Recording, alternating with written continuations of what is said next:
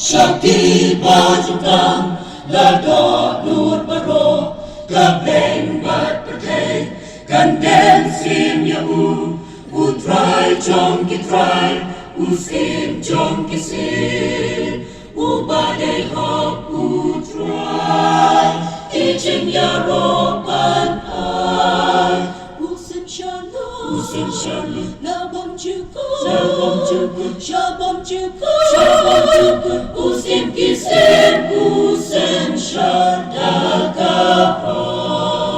Pertaikan dan Propau, Hagis Lajan Ujisu, Pertaikan dan Propau, Hagis Lajan Ujisu, Uday Ma'u Mesaya, Ubasin Sharshi Arta, Kintil Nam Yitrai, Iben Rimara, Shaki Bajukam, Lado Nut Baro, Kableng Bat Patay, Kandem Sim Yahu, Utrai Jong Kitrai, Usim Jong Kisim, Tukintil Nam Ya Utrai, Tukintil Nam Ya Utrai, Utrai Kitrai, Usim Kisim, Ulong Ma'u,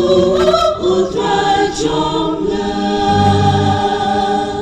Dan fit lagi kat Syakilo,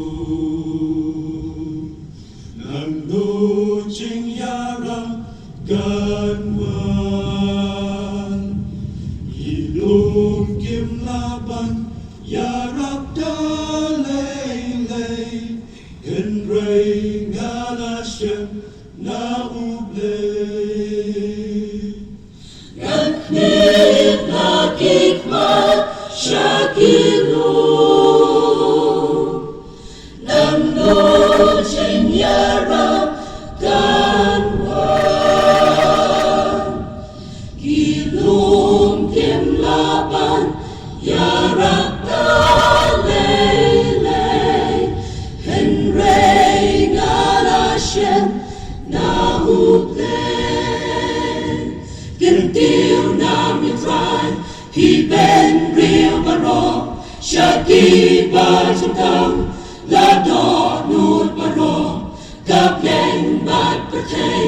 Kandem Sim Yahu, Utrai Jom Kitrai, Usim Jom Kisim, Tukintil Nam Ya Utrai, Tukintil Nam Ya Utrai, Utrai Kitrai, Usim Kisim, Usim